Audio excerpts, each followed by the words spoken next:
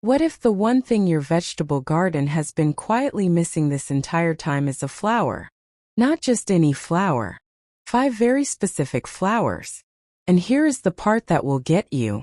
3 of these flowers are ones you have probably walked right past in a garden center without a second glance. One of them looks like something you would put in a vase. And one of them has a name that most vegetable gardeners have never even heard spoken out loud. But every single one of them, when planted in or around your vegetable garden, does something remarkable. Something that fertilizer cannot do and expensive sprays cannot replicate.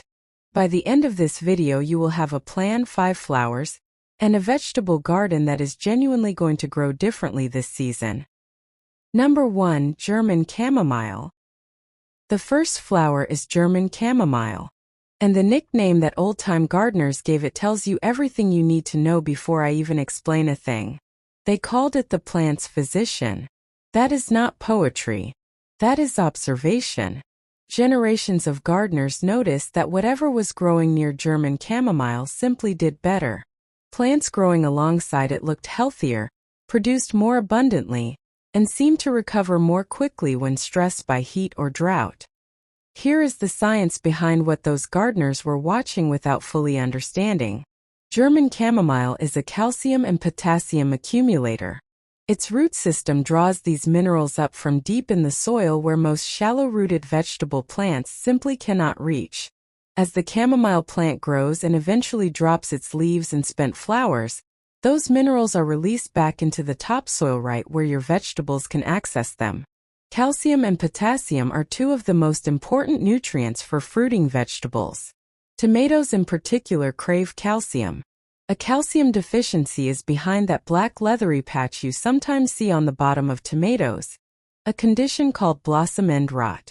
Having German chamomile growing nearby means your soil is slowly being enriched with exactly what your tomatoes need, without a bag of fertilizer in sight. But there is more happening above the soil too.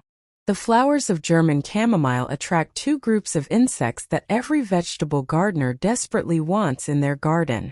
The first group is hoverflies. Hoverflies look like small striped bees, but they are flies, and their larvae are voracious aphid eaters. A single hoverfly larva can eat hundreds of aphids during its development. The adults, while sipping nectar from chamomile flowers, also pollinate your vegetable crops as they move around the garden. The second group is parasitic wasps. These are tiny, harmless to humans, but devastating to caterpillars and aphids. They lay their eggs inside pest insects, which effectively removes those pests from your garden entirely. German chamomile is one of the very best plants for attracting both of these groups.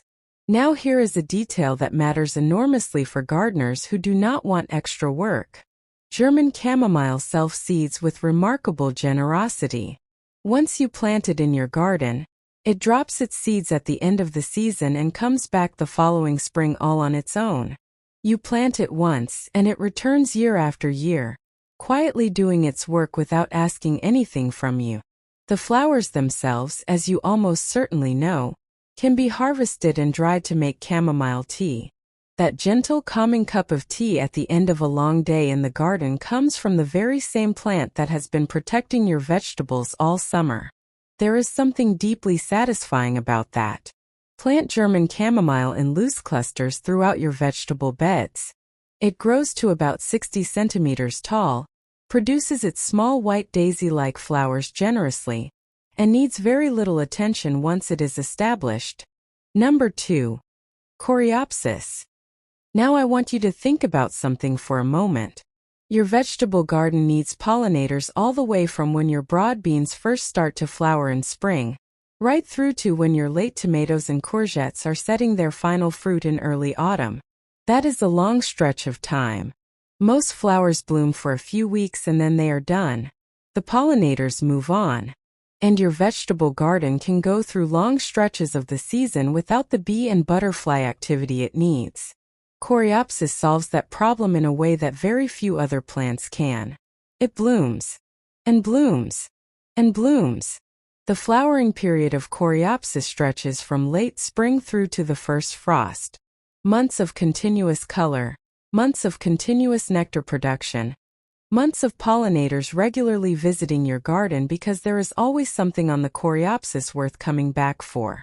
Bees, butterflies, and beneficial hoverflies are drawn to it consistently throughout the entire growing season.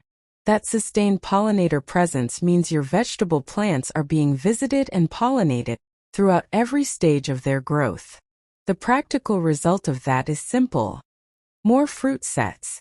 Tomatoes, beans, courgettes, cucumbers, peas, and more all produce better when pollinators are abundant and active. Coreopsis keeps them active. There is something else Coreopsis does that does not get talked about enough. It attracts predatory insects. Ground beetles and lacewings in particular are drawn to gardens where Coreopsis is growing. Ground beetles patrol the soil surface at night eating slug eggs, fungus gnat larvae, and small caterpillars. Lacewing larvae, which are sometimes called aphid lions, eat aphids, small caterpillars, thrips, and whitefly eggs. These insects are doing pest control on your behalf around the clock, and Coreopsis is one of the flowers that invites them in. For gardeners over 60, the appeal of Coreopsis is also very physical. It is one of the most drought-tolerant flowering plants you can grow. Once it is established, it handles dry spells with ease. It does not need rich soil. It does not need feeding. It does not need much attention at all beyond cutting it back lightly after its first main flush of flowering to encourage more blooms. Many varieties are perennial, meaning they come back every year, getting stronger and more floriferous with each passing season. The flowers are bright, cheerful, golden yellow in most varieties, and they look beautiful in a garden. When you cut a few stems and bring them indoors, they last well in a vase too. Useful in the garden and beautiful in the house. That is a very good combination. Plant Coreopsis in a sunny spot. Give it a position where it will not be shaded out by taller plants. It works wonderfully along the edges of raised beds and along the borders of any vegetable plot. Number 3. French Marigold. Most people buy a punnet of French marigolds, dot them around the garden because they look cheerful, and call it a day. The marigolds are working, but they could be working so much harder if they were placed strategically. Here is what French marigolds are actually doing. Below the soil, their roots release a natural chemical compound that is toxic to root knot nematodes. These are microscopic worms in the soil that burrow into the roots of tomatoes, potatoes, carrots, and other vegetables, causing the roots to form hard knotty growths that block the plant from drawing up water and nutrients. A plant suffering from nematode damage grows slowly, wilts easily, and produces far less than it should. The gardener often never knows what went wrong because the damage is completely invisible from above the soil. French marigold roots actively suppress these nematodes. Research has shown that planting French marigolds densely throughout a bed, for even a single season, significantly reduces nematode populations. Plant them for 2 or 3 seasons in the same area and the effect compounds. Your soil becomes genuinely cleaner and healthier year by year. Above the soil, the strong scent of French marigold leaves is a powerful deterrent to whiteflies. Whiteflies are tiny white insects that colonize the undersides of leaves in large numbers, sucking sap and spreading plant viruses. They are notoriously difficult to control once established. French marigolds planted among your tomatoes, cucumbers, and peppers make the surrounding air less inviting to whiteflies through scent alone. At the same time, French marigolds attract hoverflies in impressive numbers. Their flat, open flowers are easy for hoverflies to land on and feed from.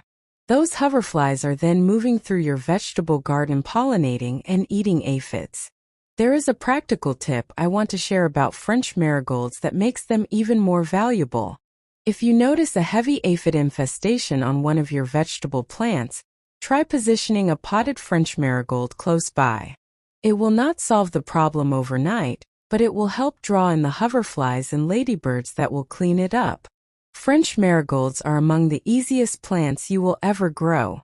The seeds are large enough to handle comfortably even with less nimble fingers. They germinate quickly. They flower prolifically. They need no special care. They are tough enough to handle periods of drought. And they look wonderful. That cheerfulness in the garden is not a small thing. A garden that makes you smile when you walk into it is a garden you will want to spend more time in. And time in the garden is always time well spent. Plant French marigolds densely. 2 or 3 plants dotted here and there do very little. A generous planting woven throughout your vegetable beds is where they truly earn their place. Number 4. Ageratum. You have likely seen Ageratum before. It is a small, low-growing annual with soft, feathery flowers in shades of blue, purple, lavender, and white. It appears in bedding plant sections of garden centers every spring. Most people buy it, plant it in a container, and enjoy the color. Very few people know what it is quietly capable of. Here is the first thing Ageratum does that makes it exceptional. It contains a naturally occurring compound called coumarin. Coumarin is a chemical that disrupts the growth and reproductive hormones of certain insects, particularly specific species of moths and grasshoppers. Insects that are regularly exposed to areas where Ageratum is growing experience disrupted breeding cycles, which means lower populations of certain pest insects in your garden over time. This is not a chemical spray you are applying. It is a natural compound the plant produces and releases into the surrounding environment entirely on its own. The second thing Ageratum does is repel whiteflies.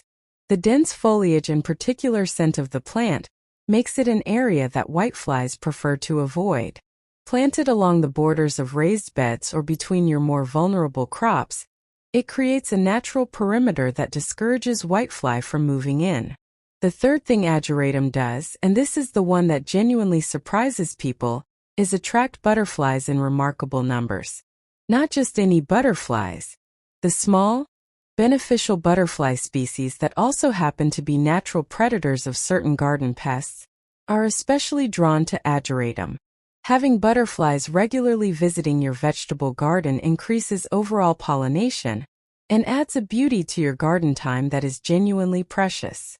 For a gardener over 60, Ageratum is perfect because it is wonderfully low-growing, typically reaching between 20 and 30 centimeters tall, which means it never shades out your vegetable plants.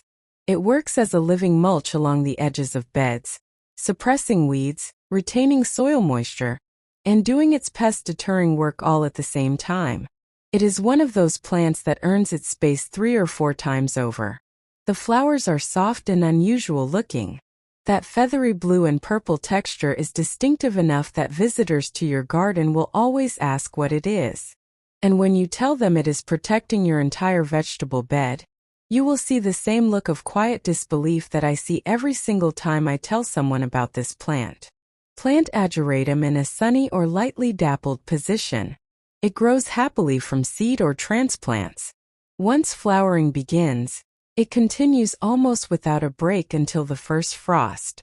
Deadheading spent flowers encourages new blooms and keeps the plant looking fresh and dense all season long. Number 5. Strawflower. The fifth and final flower is the strawflower, and this one has a quality that none of the other 4 flowers on this list possesses. It does not stop being useful when summer ends. Let us start with what strawflower does during the growing season. The strawflower, also known by its botanical name Xerochrysum, or sometimes Helichrysum, produces flowers with a very particular structure. The petals are papery and stiff, with a dry, almost parchment-like texture that you can feel when you touch them. This structure means the flowers hold their shape in wind and rain far better than soft-petaled flowers. They remain open and accessible to insects for much longer periods than most other flowers. This matters enormously for beneficial insects. Parasitic wasps, hoverflies, and predatory beetles are all strongly attracted to strawflower. These are the insects that deal with aphids, caterpillar eggs, and soil-dwelling pest larvae. Strawflower is one of the best documented insectary plants, meaning plants that are specifically valued for the beneficial insect populations they support.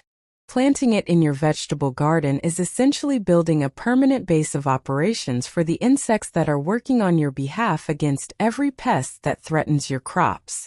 The strawflower blooms from midsummer right through to the first frost, giving those beneficial insects a reliable food and habitat source for months. Now here is what makes strawflower unlike anything else on this list. When the season ends, you do not discard the strawflower. You harvest it. Cut the stems while the flowers are still slightly closed, bundle them loosely, and hang them upside down in a dry place for 2 to 3 weeks. What you end up with are dried flowers that retain their color and shape almost perfectly for months, sometimes for over a year. Warm golds, deep reds, soft pinks, bright oranges. They are genuinely beautiful and they make stunning dried flower arrangements for the home. For a gardener over 60 who loves having something from the garden inside the house during the winter months, strawflower is a gift that lasts long after the last vegetable has been harvested and the beds have been put to rest. Growing strawflower is simple. It likes full sun and well-drained soil. It is drought-tolerant once established, which means it suits gardeners who are managing water use carefully. It grows to around 60 to 90 centimeters tall, and can be left to grow freely or supported lightly with a cane if your garden is exposed to wind. Sow seeds in spring, either directly where you want them to grow or in small pots to transplant later. They germinate reliably and grow quickly. Once flowering begins, you will see the insects arrive, and you will understand immediately why this plant has earned its place among the very best companion flowers a vegetable gardener can grow. 5 flowers. 5 very different personalities. 5 plants doing 5 different jobs in your vegetable garden, all working quietly so that you can work less. None of these flowers demand much from you. They ask for a little sunlight, a little space, and the opportunity to do what they were designed to do. In return, they give you a vegetable garden that is more protected, more productive, and more beautiful than anything a spray bottle or a bag of chemicals could ever achieve. Before you go, I want you to do one thing. Look at this list of 5 flowers: German Chamomile, Coreopsis, French Marigold, Ageratum, and Strawflower. Pick the one that speaks to you most and commit to giving it a space in your garden this season. Please don't forget to subscribe today and ring that bell, so you get notified every time we put out a new video. Everything here is made specifically for you. Happy growing! I will see you in the next video.